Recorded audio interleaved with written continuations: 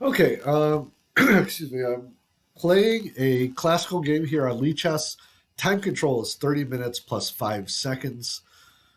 And I feel like sometimes there's a little bit of a loss in quality of play when I'm commentating, but I'm going to try to concentrate and uh, be present here while we're doing this. I'm a little under the weather, so the quality of my play might be low because of that. And here we're going to get into the two knights defense. One of my favorite openings with black.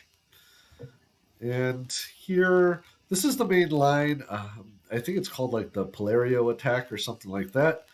And here I'm going to be sacrificing a pawn to hopefully get an acceleration in development and some initiative. So far, this we are in book, and this should help.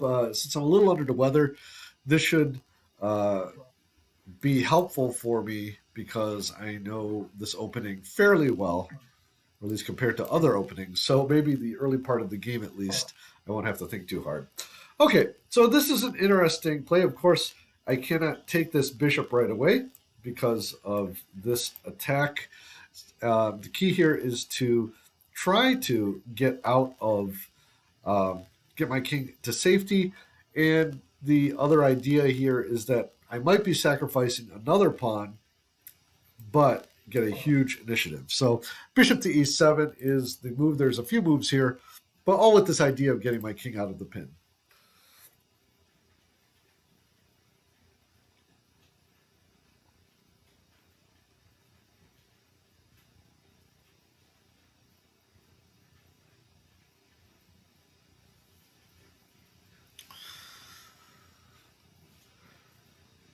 Well, the actually the king is the this pawn is not necessarily pinned. It is pinned to this rook, not to the king. But mainly the idea is to get my king to safety.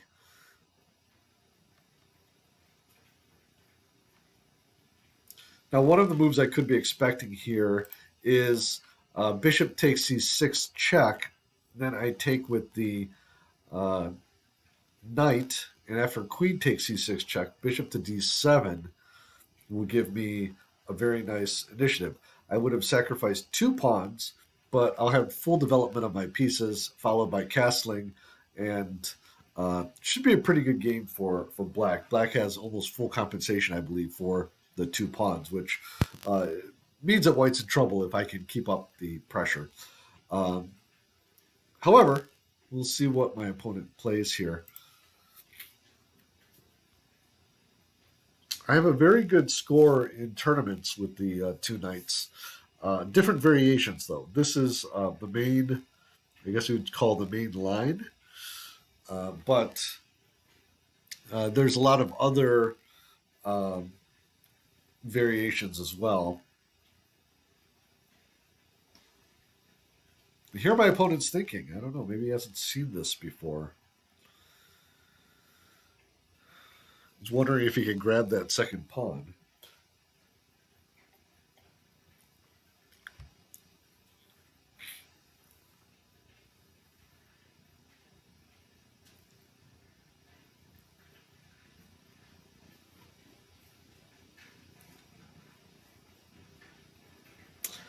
Well, let's look at a couple other moves here. Now, if he castles, then I think okay, he is going to take here on c6. I'm not sure if this is the main line, but it's the line I've studied the most. Okay, knight takes c6.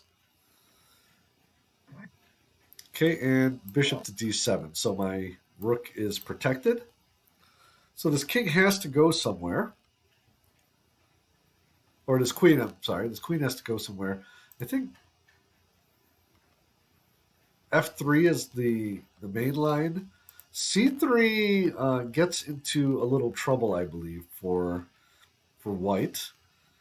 Because I could follow up here with rook to c5. I'm sorry, c8. And then if he takes the pawn, rook to c5 is very dangerous.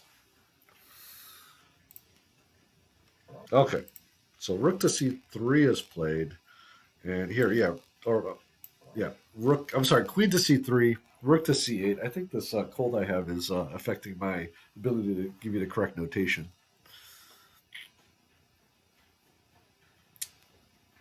And this is actually just a variation that I studied after seeing this in a blitz game, I think. I'm not sure if I won that game, but I think that's how you improve your openings. You find the improvement, and then if it ever gets played again. So here's the idea, I think, and this I think is as far as I studied. Rook to c5 should give me an advantage. Now, why it does, I don't know if I've fully worked out, but um, I'm pretty sure it has to. So, let's see here. Rook to c5, he has to keep in contact, I believe, with the knight. So that would mean him going to g3, e3, or f4. Now, if he goes to f4, then rook to f4 looks pretty dangerous too. Um, just making sure. Like I said, I have sacrificed now 3 pawns, so I'm hoping I can get some initiative for it. Okay, I'm gonna play it just because. And again, hopefully my memory. It has been maybe about a year since I've studied this line, so I could be wrong here, but I don't think I am. I think I'm going to get a huge initiative here. Of course, we'll see what he does.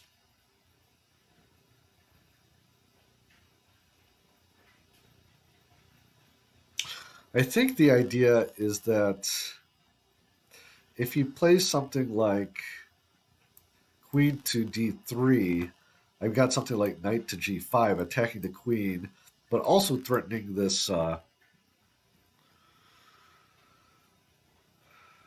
Also threatening a pin here with rook to e5.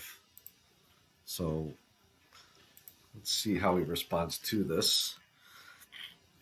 And of course, I'm going to be threatening his knight, so he wants to protect it, probably.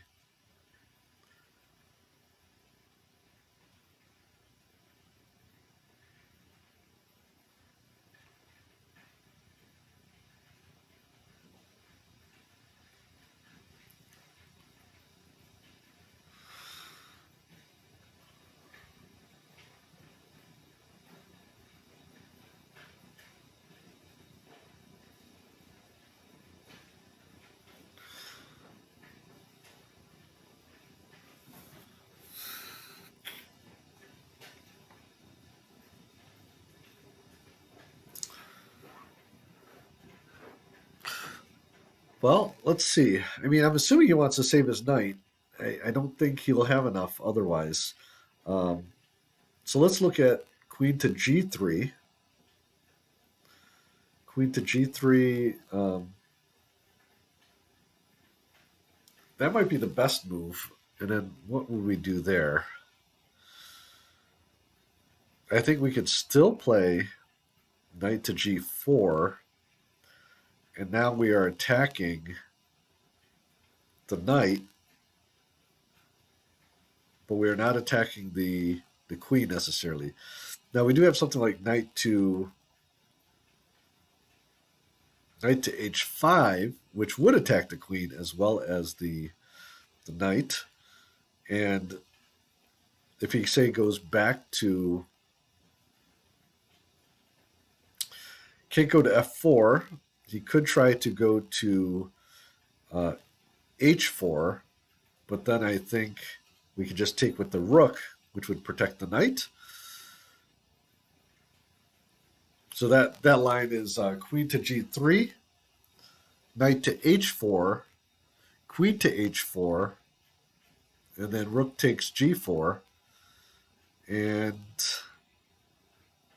there we're also threatening a discover. Actually, I can go bishop takes g5. Bishop take not rook takes rook takes g5 or bishop takes g5, because if he takes the knight, then I have a discovery with, like, say, bishop takes d2 check. and then rook takes h4. So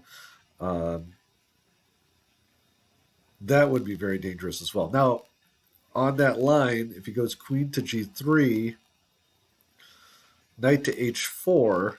Now, if he goes queen to d3, now this is stuff I have not analyzed yet. Now, if he goes back to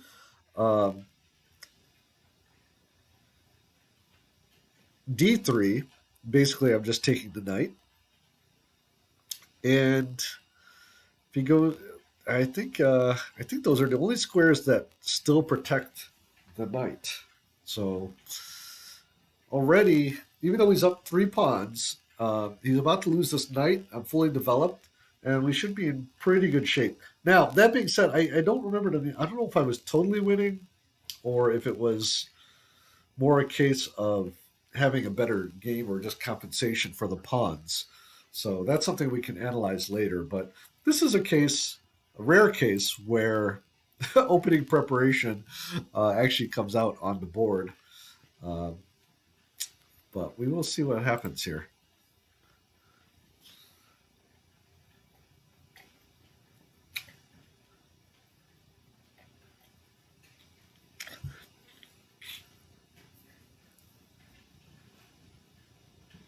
Now, we looked at queen to d3, or queen to e3. We looked at queen to g3. Let's look at queen to f4 as a response. Here,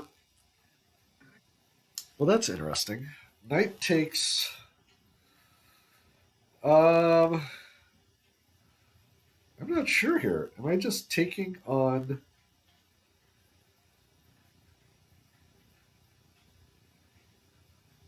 Well, this is weird. Can I just?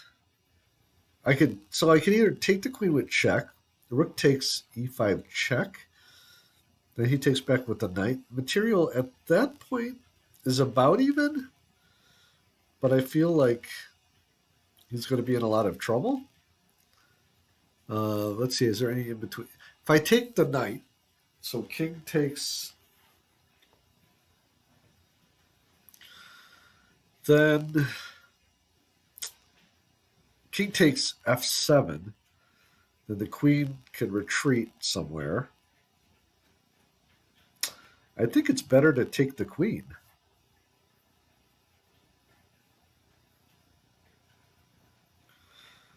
I think that might be better. Take the queen. He takes with the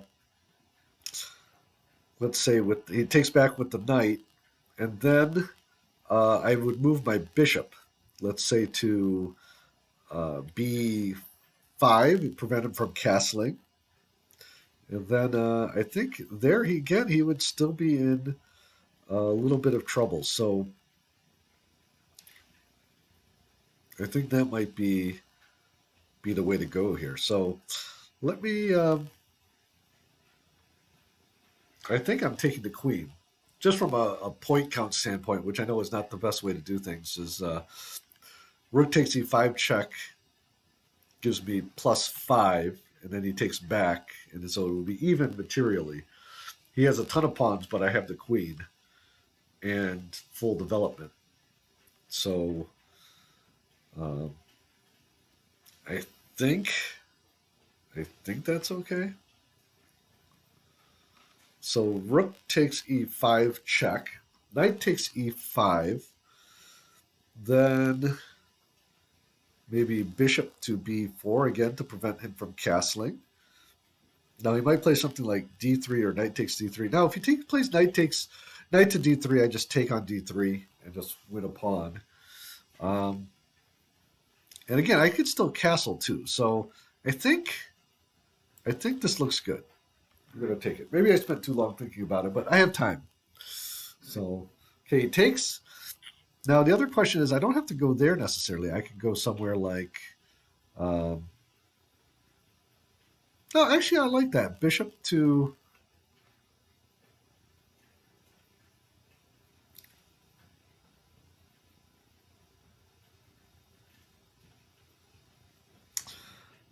Bishop to b4, and of course he could drive me away, but I don't think I'm worried too much about that. see, are there any better moves here? Should I just... I don't think I should trade this voluntarily. Let's see here.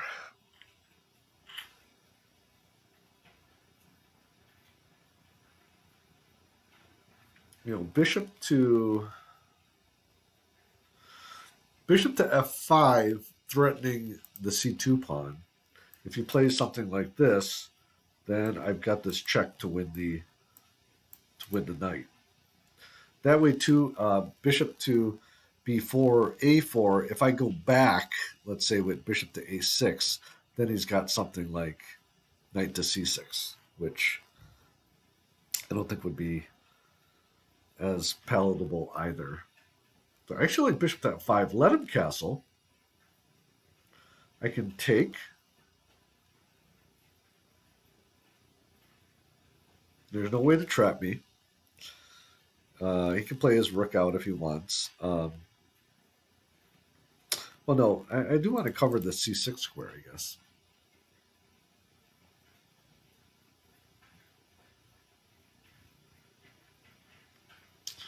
Just trying to make a threat here that would be useful.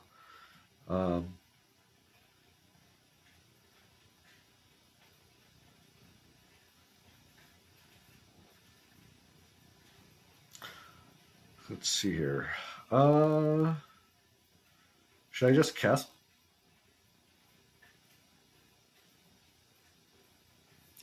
I don't want to help him develop either.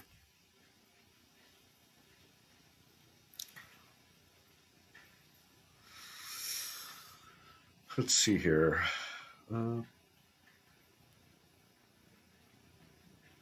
Yeah, preventing him from castling, I think, would be pretty good. I'm expecting a4 here. He can play c4, I guess.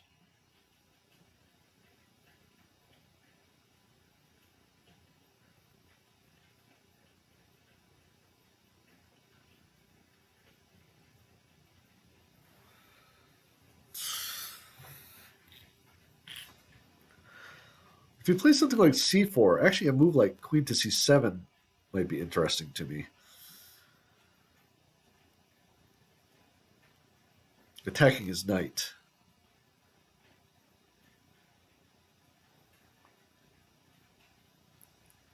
Or actually queen to d4 maybe. Attacking his knight.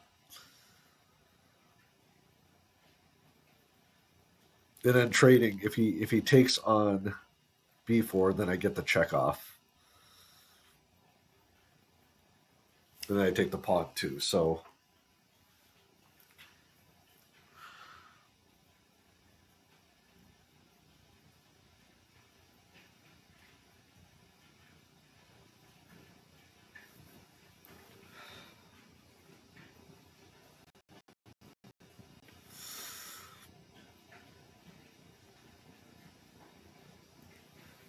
and after I castle, there will be a lot of pressure here because that rook will be coming down, and I'm thinking maybe I can bring my bishop here too.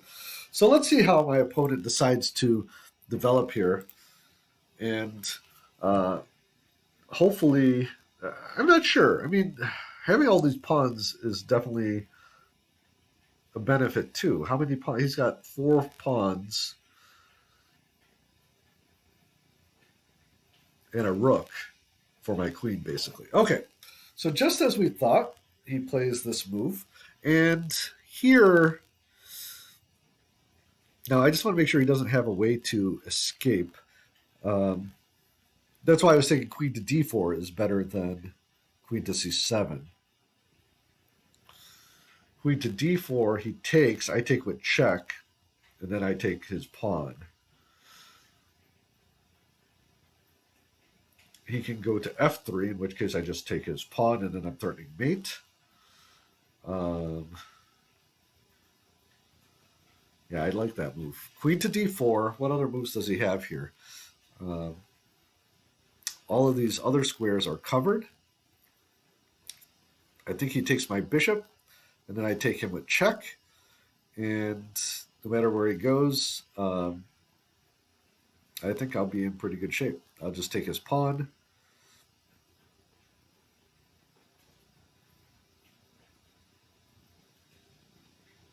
Yeah, I think we're in good shape here. Queen to d4.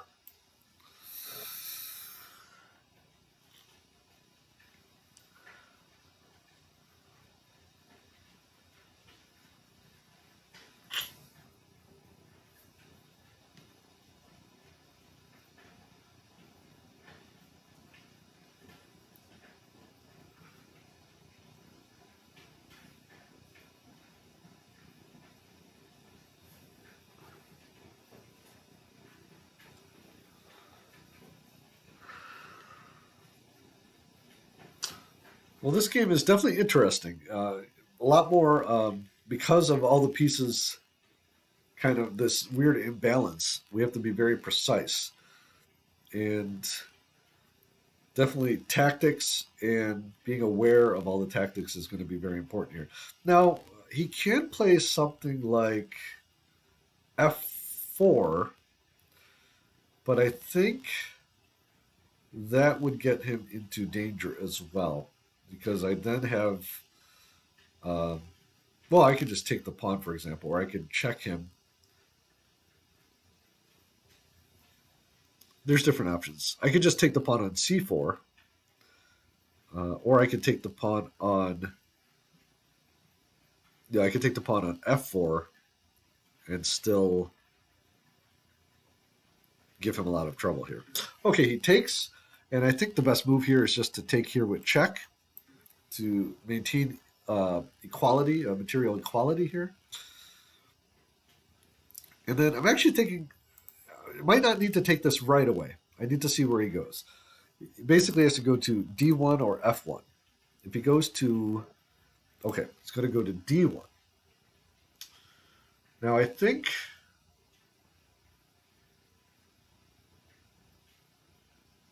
just trying to see if any of the checks make any sense. I can take this pawn, but then he gets this knight out with tempo. But then I could hit him with this check over here. Another way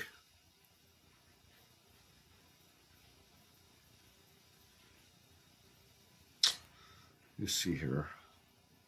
I just want to see if there's any other options here.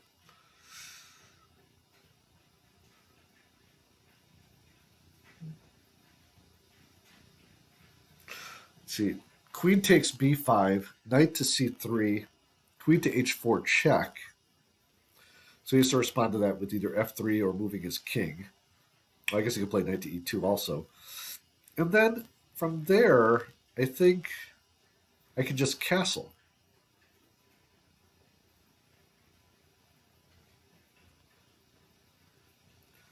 Yeah, let's grab this pawn. Now, he could play rook to e1 here, in which case I think just something like king to f7 might be the way to go.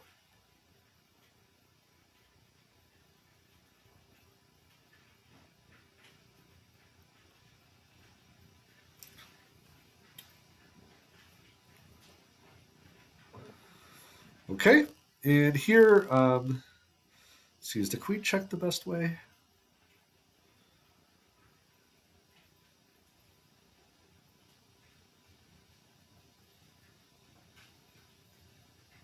Let's see. Queen check and then castle because he has to respond. The other option maybe would be something like,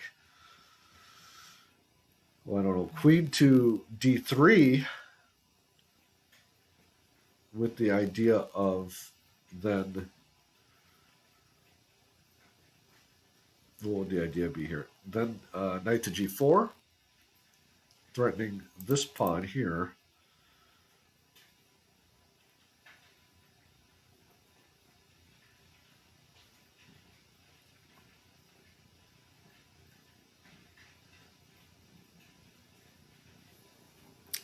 Well, I think this is a case where let me get a tempo here because all of these moves, f3 does not really do too much for him.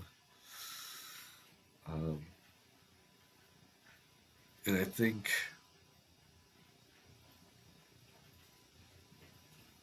he has to keep an eye on this pawn.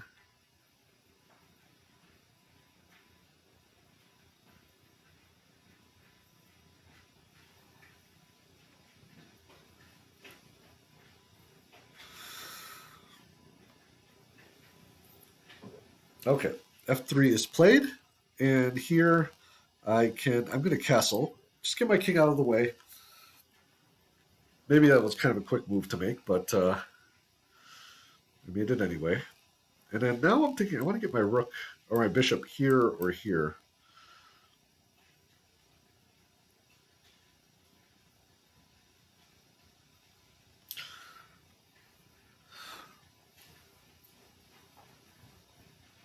See, his king's not really safe, so that is material is about even. Maybe I'm a little ahead technically, but the danger is these pawns he has. Okay, he's turning my bishop here. I think I can just, yeah, I'm just going to move my bishop. Let's see, let's just double check. If I move my bishop here, then he doesn't have any way to attack more than one piece at the time. That's what I have to be careful of here. And I'm threatening his pawn here too. So just trying to see, is there a way to sacrifice the bishop effectively? I don't think so. And the other way is to protect it with, say, rook to e8. But I feel that I want to put my bishop here anyway. I've been talking about that. Then he gets maybe, move like knight to a4 or something like that. Then actually something like bishop to f2 might be interesting.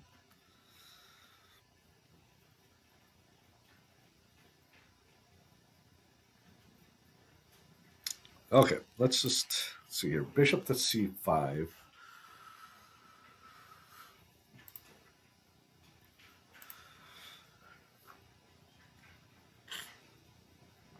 So I think black is winning. We have basically a queen for a rook and 4 pawns. Now, if we look at or 3 pawns. So if we look at the extra pawns here, this pawn, the d2 pawn is kind of weak, and it's hard to advance it, I think, because I think I can sort of attack it with my pieces. I can bring my rook over here, for example. My king is relatively a bit safer than his king. He doesn't have a light square bishop, so on g8 it's perfectly fine. My development is better. I mean, these pawns are very weak, so I think I'm winning, but I've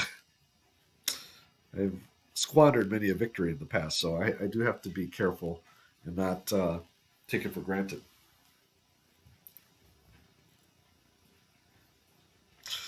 One other idea here is just to trade these rooks off with something like this, because this is really his most active piece. I guess you could say his knight is as well.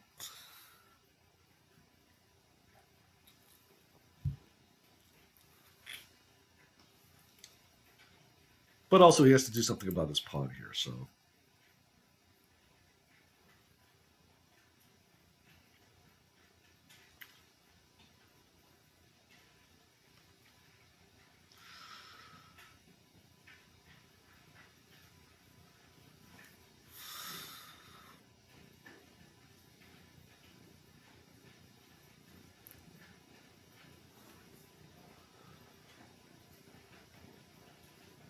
I think the key is to keep trying to put pressure on his weaknesses before he can develop. And the problem is that his development is not going to be easy, because this king just kind of sits in the middle here and prevents his rooks from being connected. This pawn is super weak, so if he ever advances it, I can just pile up, put my rook on it, put my queen on it, and it'll be very difficult for him to do anything with it. Okay, he is going to, let's see here. That's a fair way to develop it. And here, I think, just as we mentioned, I think I can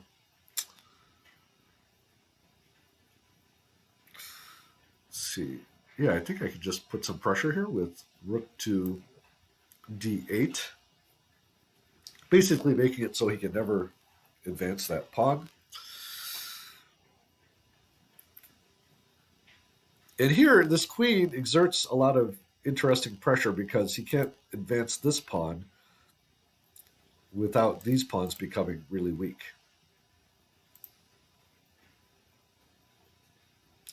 I'm thinking of even like a maneuver like this and putting my bishop here, where it just controls this square. You know, just controls these squares here. But basically, even though material is almost even, he's basically playing without these two pieces now, whereas I have all of my pieces out. Okay, wants to develop his bishop that way. And, well, let's see here.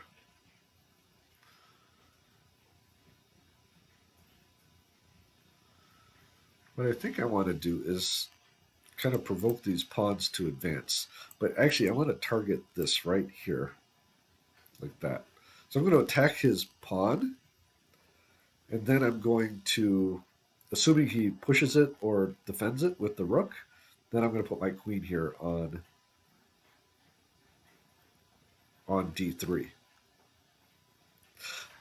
Do I want to do that? Can I play rook to d3? I don't think I want to do that. I think I want to use this tempo to try to get over there. By the way, if I went here, he has d4 maybe. Well, no, he doesn't because I could just take it with check. Yeah, I think I'm just in control of this position, so feeling pretty good about it overall.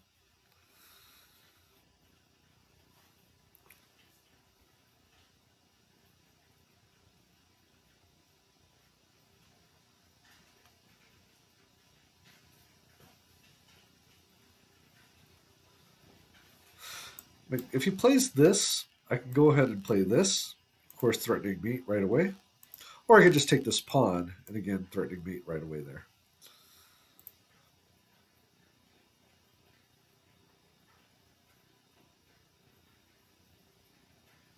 Actually, he does. I think he just needs to defend this pawn because he's going to be in a lot of trouble if he lets me take it.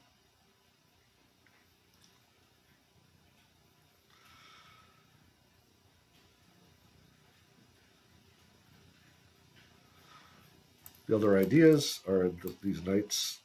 This knight can come in. But right now, this knight is controlling e4 and preventing his knight from getting there. So it's doing a good job where it is.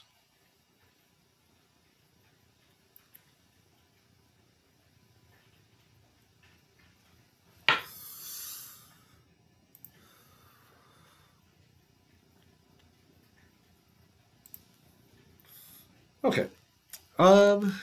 And, well, he wants to trade. And this trade is actually, I think this trade's fine for me.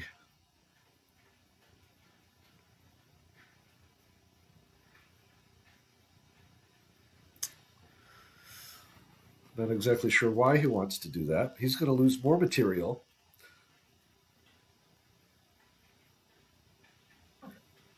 Okay. Well, let's see here. A few ways to do this. I think I just take here first. That's one option.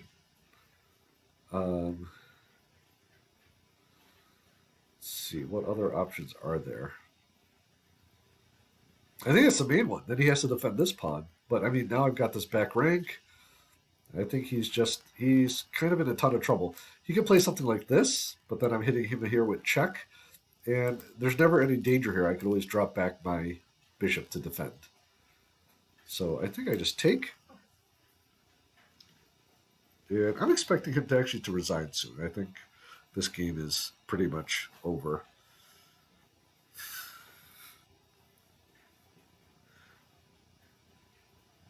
But we will, depending on how long this takes, we will look at a few of the positions afterwards.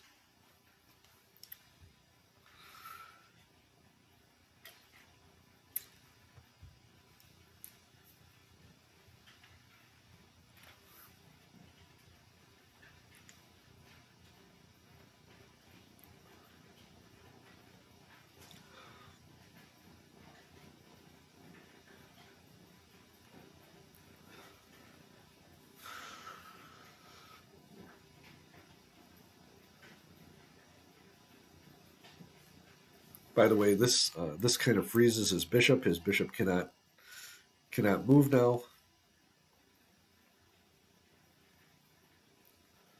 fact, maybe an idea would be to play something like this.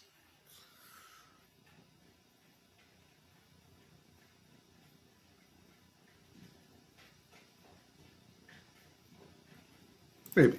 We don't have to do that, though.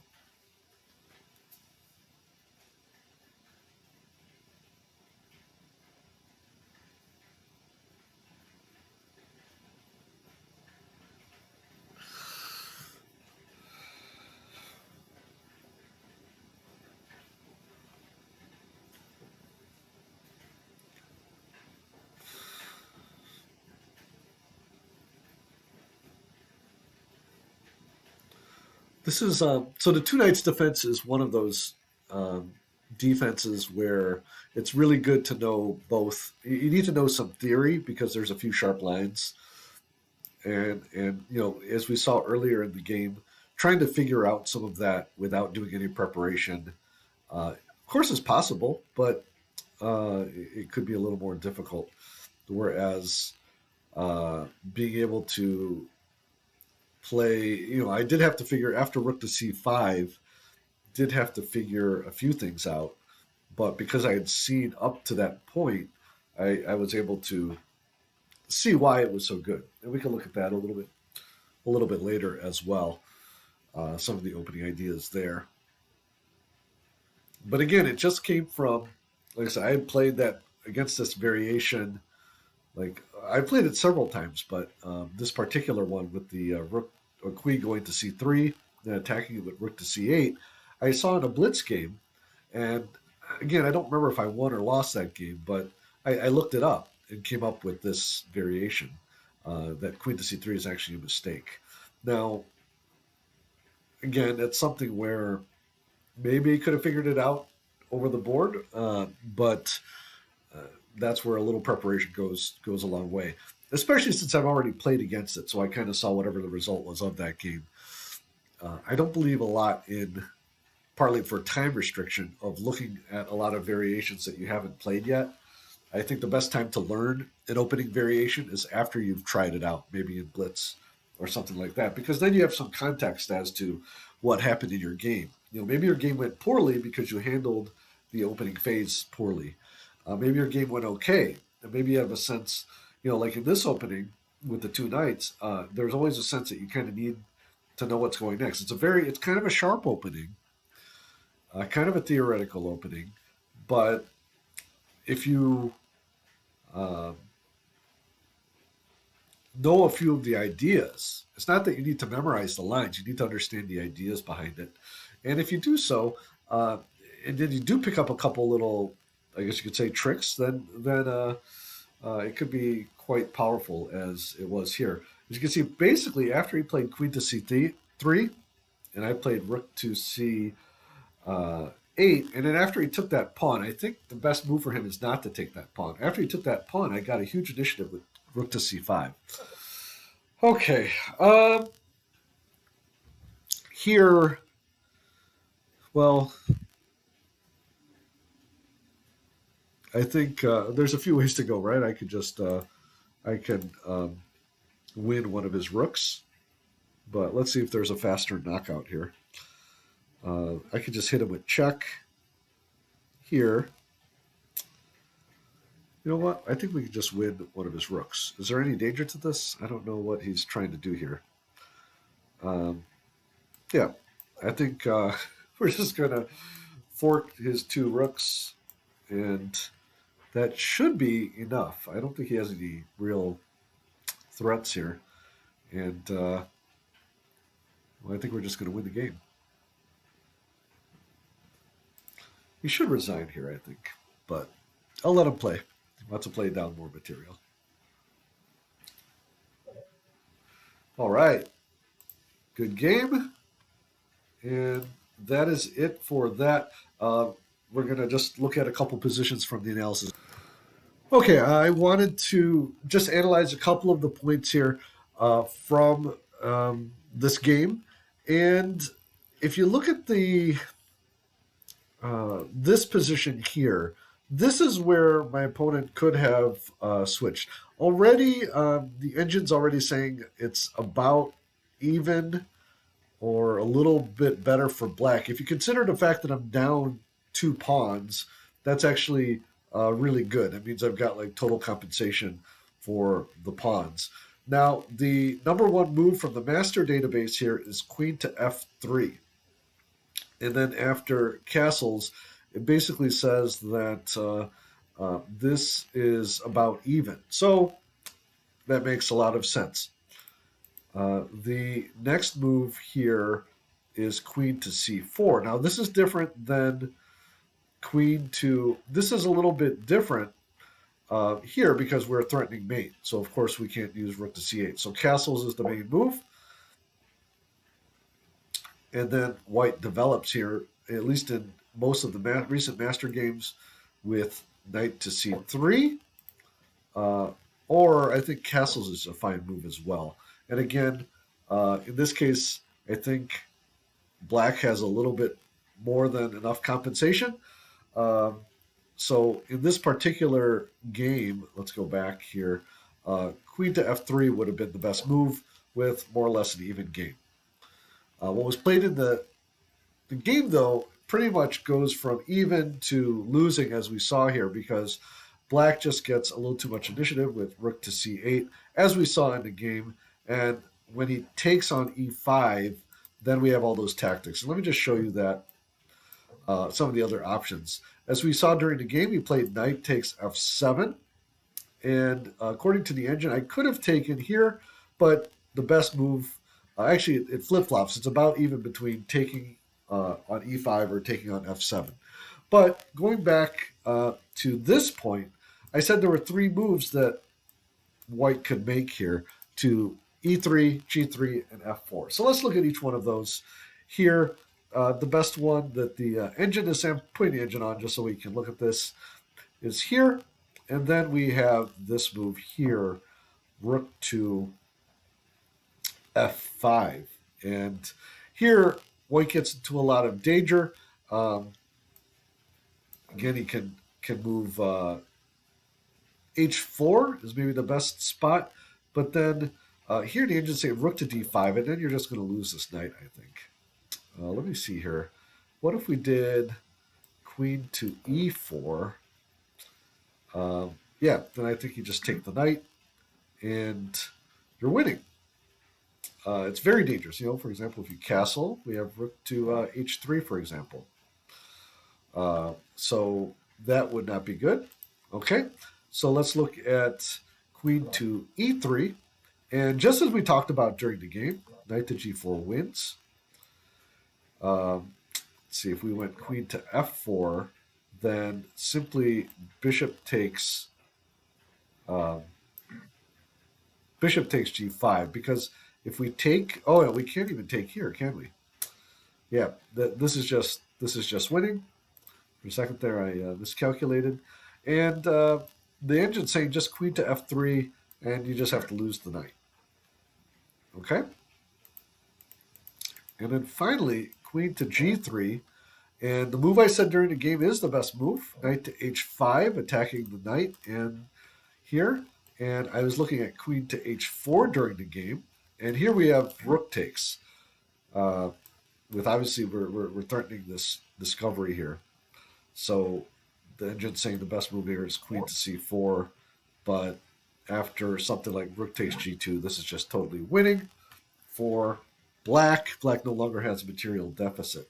So that's why this move here, queen to c3, intending to take here, was a big mistake. And having analyzed that, like I said, like a year ago, luckily I remembered that move. So let's see if there's any other interesting positions here. Just fast forward a little bit here. Here, it's calling for bishop to h3, actually. And the idea here is that we have this fork here, which is kind of nice. Okay, but what I played was fine. Queen to d4 was the best move. And then we have some interesting moves here. I could take on b5, but it's actually saying I could just go ahead and attack as well. There's a lot of options here. Um, and I think that's mostly uh, the moves of interest here. Bishop to c5 is fine. And what I did like here was this queen to g6, which is the strongest move. And simply taking, and then taking here. And then the final move, bishop to d4 is the best. It's kind of flip-flopping with queen takes f3 check. But that was all she wrote. Pretty good game for me, but I have to admit, half of it was opening prep. And so even at amateur levels, sometimes the opening prep can be useful. Anyways, hope you enjoyed the Hey guys, I hope you enjoyed that game. Felt good, especially I have not been playing as well. I've been under the weather for a few days, and so it was nice to kind of play a nice, clean game.